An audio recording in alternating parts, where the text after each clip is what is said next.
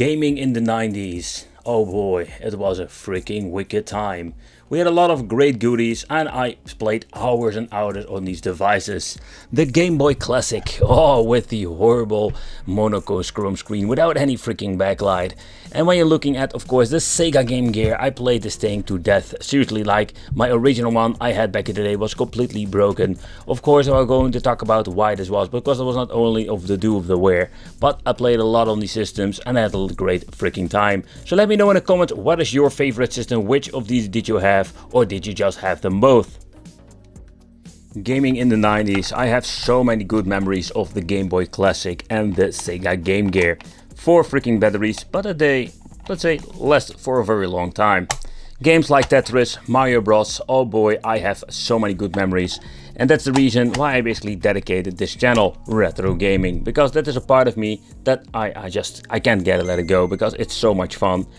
And nowadays we're having so many spare parts that you can get, like shells, you can get yourself an LCD kit, backlight, you name it. There is so much stuff in development now, even in 2021. And even for the old school retro gamers like you and me, there is so much fun that we can get.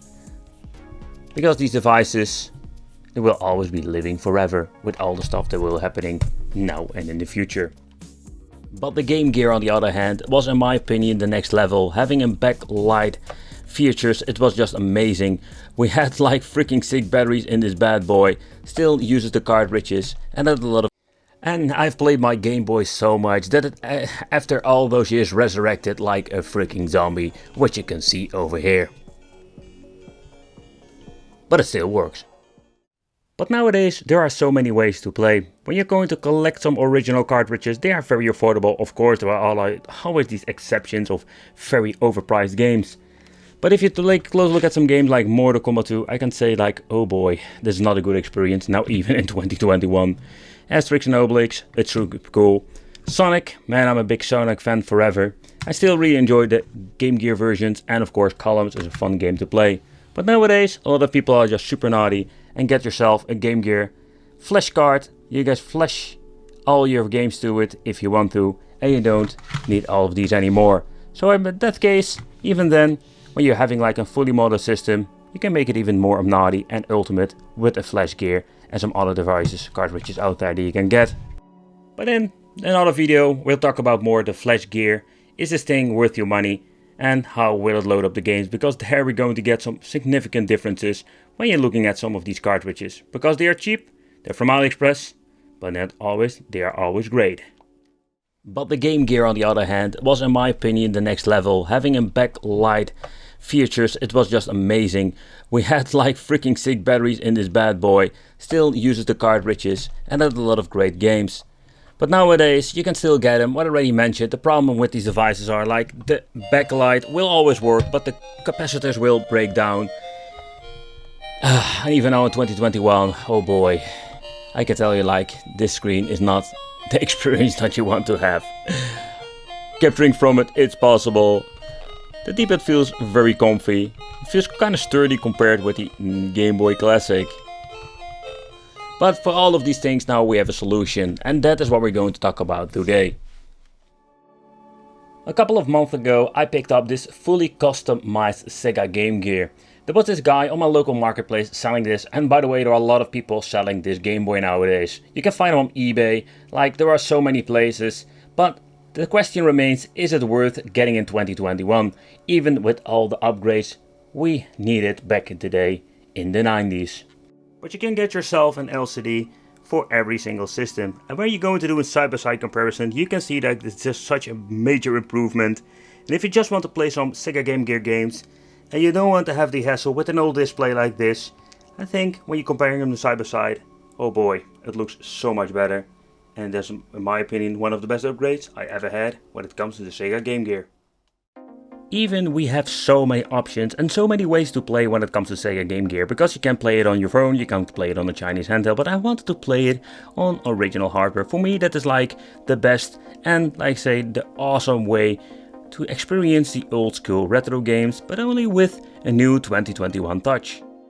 So the first thing he changed out for this build is a completely new shell, and also includes a front glass. You can see everything looks like original. You would almost think it would come out of the factory like this, but of course it isn't because of the many modifications it has been done. Then we're going to get the option for the original battery, but here at the top we're also going to get the option for using a 5V, and with this 5V we can do a lot of great things.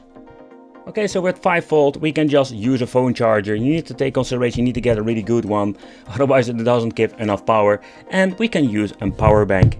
And that is just really cool, so we can play in our games on the go with a 10,000, or of course, depends how big your capacity is, but for hours and hours now. But let's boot it up the old school fashion way first. But let's try it with the 6 batteries. It's not really recommended in my opinion, because with the new LCD it will consume more energy.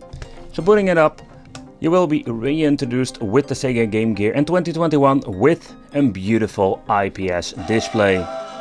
But there are some other things that are pretty cool if you ask me. So let's talk about the controls and the audio.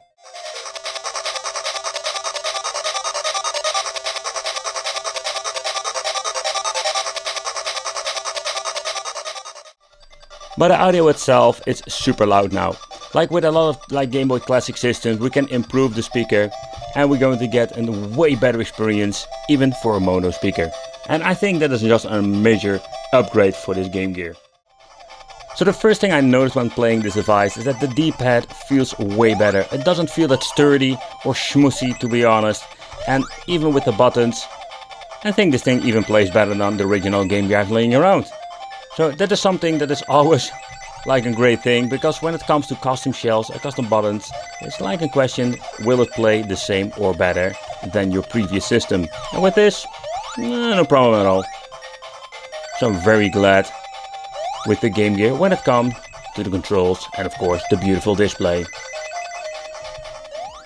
But on the left side we're going to get the on and off switch over here. Then we're going to get here the Type-C port for of course the 5V connection, not the 9V that says over here.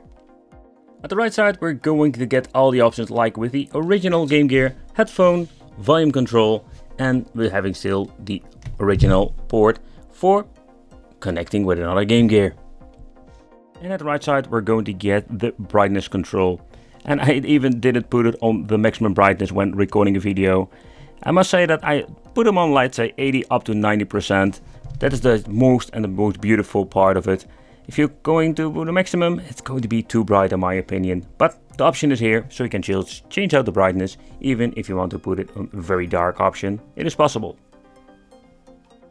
Okay, so let's remove the batteries and let's use a 5V power charger. And then let's try out a power bank. I think it's super convenient, especially if you want one on the go and you just want to play your original Game Gear games on a Game Gear with an LCD. This is just a super convenient thing. But take note that is something that you don't use on every single modded Game Gear. So that's something you need to take consideration. Sometimes you need to even pay for it extra. Okay, so let's try the first test. Let's plug in this bad boy. The adapter itself is a 2.9 amp, so it's a quite powerful one. Alright, let's power it on. And here you can see it works like a charm. But I have this brain fart and I just completely forget to put in the cartridge. Of course, Wicked, go all great. Don't forget to check out the second channel, the Wicked Brain Fart channel. And you can see it works very well. So next up, let's try with a power bank. I think this is just a super convenient way if you want to play some Sega Game Gear on the go. Now with the LCD display in combination with the power bank, we can play hours and hours on this. Of course, you can always use it with a tiny version if you want to have more like a compact power bank. I just wanted to see how heavy is this thing, including batteries. So this thing is a whopping 516 grams. Holy crap, that is a lot. Oh, the old days. You got to go to get beefcake arms when playing with your systems. Beefcake! Alright guys, so let's do a quick teardown and let's take a close look inside and how everything looks when it comes to soldering skills.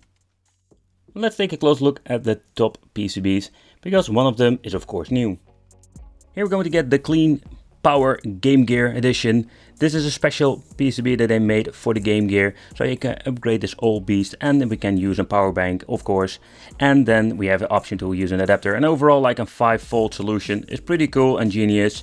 And of course this is something extra that you need to pay for by most creators.